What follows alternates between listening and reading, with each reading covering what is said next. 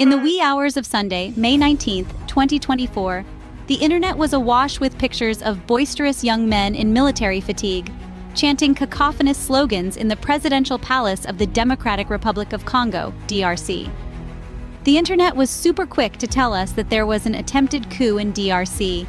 International media houses, the usual suspects, jump on the bandwagon to affirm the narrative of a sophisticated coup successfully thwarted by the equally mighty Congolese military. To put the cherry on top, they reported that a few foreigners were part of the foiled coup. Of course, some men who by all indications are not of Congolese descent were paraded after their arrest. That's it. End of story, right? Wrong. For one who is short-sighted and narrow-minded, yes, that should be about it. But this is where we come in, to ask the hard questions, to look behind the curtains and scour under the surface. To help you understand how this coup was not normal, if it was a coup in the first place, consider the following. It was reported that this attempted coup was carried out by a group of about 50 young men. 50 young men to overthrow a government known to have recently formed alliances with foreign military forces to reinforce its army's training and revamp its arsenal. If the DRC has recently sought help from East or Western powers, whatever the case might be, where would the DRC army concentrate its focus, if not at the presidential palace first?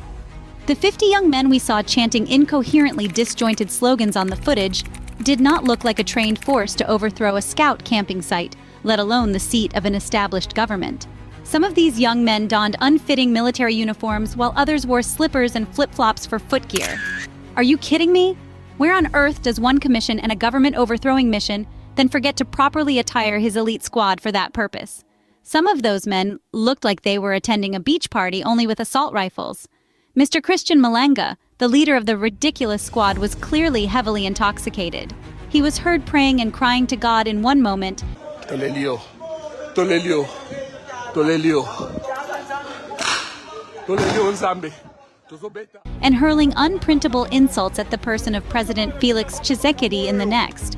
Which leader of such a sensitive operation leads his troops intoxicated, takes selfies, and says what this gentleman was heard saying before the mission is completed? Mr. Malanga raided the presidential palace in the company of his 22-year-old son. We have seen coups in Africa before. Well, lots of them, frankly speaking. This is the first time we've seen a coup leader recklessly and irresponsibly take his son to commit treasonable acts, as if they were going for a fishing trip or a picnic. Mr. Malanga was no stranger to the Congolese intelligence apparatus.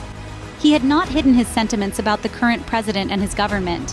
How did all intelligence protocols, including Interpol, fail to trace his movements from the USA to Kinshasa, given the fact that he posted a selfie with his complicit son right at a USA airport before they boarded, heading for the would-be foiled coup?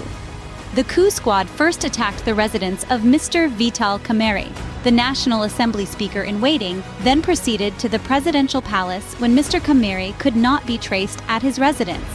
Why were proper measures not taken to secure other sensitive premises, chief among them the seat of power and government in Kinshasa? The alleged CIA operative who was seen in the footage was absent-minded and confused. A later clip of his capture showed a subdued, bewildered man terrified and begging for his life. Correct me if I'm wrong, but the CIA, we all know, is usually on top of things. It takes leadership and coordinating roles in the proceedings and is always in the shadows. Did that dude look like he was coordinating anything, including his faculties? Unless, of course, CIA training has changed. The heavy weaponry seen during the raid on the presidential palace, did they come with Mr. Malanga on the plane from the USA? If the answer is obviously no, who supplied them?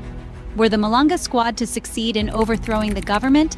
Who would have been the immediate beneficiaries of the ensuing chaos? How many presidential guard officers were supposed to mount guard on Sunday? And how come the coup squad met minimum resistance until after they took selfies broadcasted on every device on Earth? After which an avalanche of bullets engulfed them, neutralizing almost surgically Mr. Christian Malanga? Trying to answer these questions will point to one thing. This was not a coup. If it was designed to fail, but designed by who and why? Why now? Did someone set up Christian Malanga? Did some shadowy forces use Christian Malanga to taste the depth of the waters in Kinshasa? Was Mr. Malanga lured into a trap by the DRC government? Does the so-called coup have anything to do with the conflict in eastern DRC overrun by militia groups? The May 2024 DRC failed coup elicits more questions than answers. But clearly, things are far from what they seem, and it seems that someone is working hard to push a curated narrative to be broadly accepted. Do you think this was a genuine coup? Tell us your thoughts in the comment section. If you haven't done so, consider subscribing to this channel. Leave a like to show your appreciation for this content. Thank you for watching today's edition. Stay informed and stay connected.